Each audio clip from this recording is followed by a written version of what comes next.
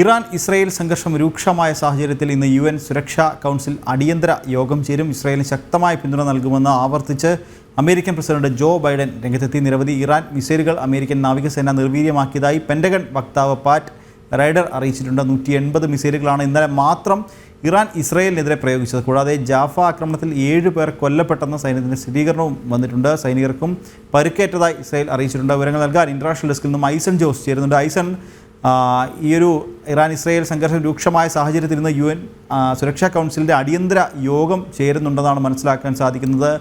എന്താണ് ഇതുമായി ബന്ധപ്പെട്ട കൂടുതൽ വിവരങ്ങൾ? നിഖിൽ, ഇപ്പോൾ ഏറ്റവും പുതിയൊരു വിവരം ഇപ്പോൾ പുറത്തു വരുന്നത് ലോയിഡ് ഓസ്റ്റിൻ്റെ ഒരു കമൻറ്റാണ്. അതായത് തങ്ങളുടെ ഉത്തരവാദിത്വം നിറവേറ്റി ഇസ്രായേലിനെ പിന്തുണയ്ക്കുമെന്ന വാഗ്ദാനം ഞങ്ങൾ നിറവേറ്റിയെന്ന് വളരെ കൃത്യമായി അദ്ദേഹം പറയുന്നുണ്ട്. അതിൽ നിന്ന് തന്നെ വായിച്ചെടുക്കാവുന്നത് ശക്തമായൊരു പ്രതികരണം അല്ലെങ്കിൽ ഒരു പ്രതിരോധം അമേരിക്ക തീർത്തുകൊണ്ടിരിക്കുന്നുവെന്ന് തന്നെയാണ് മനസ്സിലാക്കാൻ സാധിക്കുന്നത്. നിലവിലെ സാഹചര്യത്തിൽ നേരത്തെ നിഖിൽ സൂചിപ്പിച്ചതുപോലെ 181 മിസൈലുകളാണ് ഇറാൻ ഫയർ ചെയ്തത്, ഇറാൻ ഇസ്രായേലിലേക്ക് തൊടുത്തത് എന്നാണ് ഇപ്പോൾ നമുക്ക് മനസ്സിലാക്കാൻ സാധിക്കുന്നത്. ഇതിൻ്റെ കൃത്യമായ കണക്കുകളാണ് പുറത്തു വരുന്നത്. ഇവയെല്ലാം പ്രതിരോധിക്കുന്നതിന് ഒരു സംയുക്ത പ്രതിരോധ സംവിധാനമാണ് അമേരിക്ക നടത്തിയത് എന്നാണ് മനസ്സിലാക്കാൻ സാധിച്ചത്. മാത്രമല്ല, ഇത്തരത്തിലുള്ള ആക്രമണത്തെ ലോയിഡ് ഓസ്റ്റിൻ പറഞ്ഞ മറ്റൊരു വാക്ക് എന്ന് പറയുന്നത് ഈ ഒരു ആക്രമണത്തെ, ഇറാൻ്റെ ആക്രമണത്തെ ശക്തമായി അപലപിക്കുന്നു എന്നാണ്. അത് ജോ ബൈഡൻ പറഞ്ഞത് തന്നെ അദ്ദേഹം ആവർത്തിക്കുകയും ചെയ്യുന്നു. അതിൽ നിന്ന് നമുക്ക് ലഭ്യമാകുന്ന വിവരങ്ങളിൽ നിന്നും ഈ സൂചനയിൽ നിന്നും നമുക്ക് വായിച്ചെടുക്കാവുന്നത് തീർച്ചയായും അമേരിക്കയുടെ പ്രതിരോധ സംവിധാനം കൃത്യമായി ഇസ്രായേലിനെ പിന്തുണച്ചുകൊണ്ട് യുദ്ധത്തിൽ ഉൾപ്പെട്ടിരിക്കുന്നു എന്ന് തന്നെയാണ്.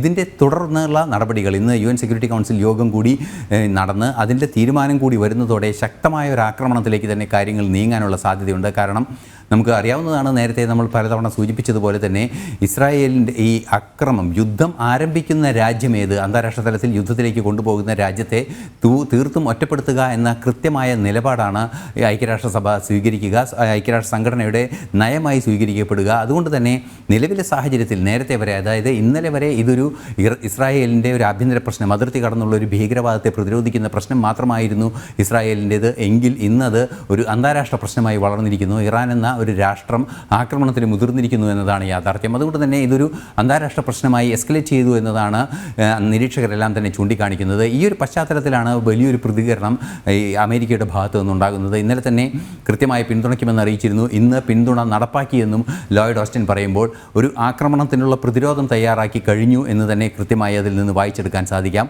അതുമാത്രമല്ല, ഇറാനിലേക്ക് തന്നെ ഒരു ആക്രമണം അല്ലെങ്കിൽ ആ സോഴ്സുകളിലേക്ക്, ആക്രമണം നടത്തുന്ന സപ്ലൈ ചെയിനുകളിലേക്കൊരു ആക്രമണത്തിനുള്ള പിന്തുണ അമേരിക്ക നൽകാനുള്ള സാധ്യതയും വളരെയധികം പുരോഗമിക്കുന്നു എന്നാണ് ഇതിൽ നിന്നും അറിയാൻ സാധിക്കുന്നത്. നേരത്തെ നമ്മൾ അറിയിച്ചതുപോലെ ജാഫയിലുണ്ടായ ആക്രമണത്തിൽ ഒരു തീവ്രവാദ ആക്രമണമായിരുന്നു. 7 പേർ മരിച്ചു. അതിലൊരു ഒരു വനിതാ സൈനിക ഉദ്യോഗസ്ഥ കൂടി പരിക്കേറ്റു എന്ന വിവരങ്ങളും ഇപ്പോൾ പുറത്തു വരുന്നുണ്ട്. മാത്രമല്ല, അത്തരത്തിലുള്ള ശക്തമായ നീക്കങ്ങൾ അമേരിക്ക ആ ഭാഗത്തു നിന്ന് നടത്തുകയും ചെയ്യുന്നുണ്ട്. അതിൽ ഏറ്റവും പ്രധാനപ്പെട്ടത് ഈ വാർത്തയുമായി ബന്ധപ്പെട്ട്, ഇസ്രായേൽ ആക്രമണവുമായി ബന്ധപ്പെട്ട് അല്ലെങ്കിൽ ഇസ്രായേലിനെ അതിക്രമിക്കാനുള്ള ഇറാനുമായി ബന്ധപ്പെട്ടുള്ള വാർത്തകളുമായി പരിശോധിക്കുമ്പോൾ നിലവിലത് പ്രസക്തമല്ല എങ്കിൽ കൂടി ഗൗരവതരമായ ഒരു വിഷയം കൂടി അമേരിക്കയുടെ ഭാഗത്തു നിന്നുണ്ടായിരിക്കുന്നു. അതായത് വെസ്റ്റ് ബാങ്കിൽ ഹിൽ ടോപ്പ് യൂത്ത് എന്ന് പറയുന്ന ഒരു സംഘടനയുണ്ട്. ആ സംഘടന സ്വാഭാവികമായും നമുക്കറിയാവുന്നതാണ്, വെസ്റ്റ് ബാങ്കിൽ ചില മുസ്ലിം താവളങ്ങൾ സ്ഥാപിക്കുന്നതിന് അല്ലെങ്കിൽ ഇസ്ലാമിക ഫണ്ടമെൻ്റലിസ്റ്റ് താവളങ്ങൾ സ്ഥാപിക്കുന്നതിന് പിന്തുണ നൽകുന്ന ചില സംവിധാനങ്ങളാണ്. അത്തരം സംവിധാനങ്ങളായി പ്രവർത്തിക്കുന്ന, എന്നാൽ അത് നേരിട്ട് ഒരു വ്യവസ്ഥാപിത സംവിധാനമായി അല്ല പ്രവർത്തിക്കുന്നത് എങ്കിൽ കൂടി ആ പ്രവർത്തിക്കുന്ന സംവിധാനത്തെ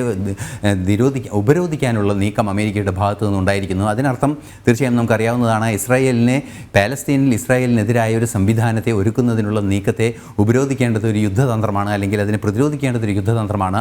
നേരിട്ട് അത് ഈ ഇസ്രായേൽ യുദ്ധത്തിൽ ആഘാതമുണ്ടാക്കില്ല എങ്കിൽ കൂടി അത്തരം നീക്കങ്ങളിലേക്ക് കൂടി അമേരിക്ക കടക്കുന്നു എന്നാണ് മനസ്സിലാക്കാൻ സാധിക്കുന്നത്. ശരി, ഇറാൻ ഇസ്രായേൽ സംഘർഷം രൂക്ഷമായ സാഹചര്യത്തിൽ ഇന്ന് UN സുരക്ഷാ കൗൺസിൽ അടിയന്തര യോഗം ചേരുന്നുണ്ട്. ഇസ്രായേലിന് ശക്തമായ പിന്തുണ നൽകുമെന്ന് ആവർത്തിച്ച് അമേരിക്കൻ പ്രസിഡന്റ് ജോ ബൈഡൻ രംഗത്തെത്തിയിട്ടുണ്ട്. വിശദമായ വിവരങ്ങൾ നൽകുകയായിരുന്നു ഇന്റർനാഷണൽ ഡെസ്കിൽ നിന്നും ഐസൺ ജോസ്.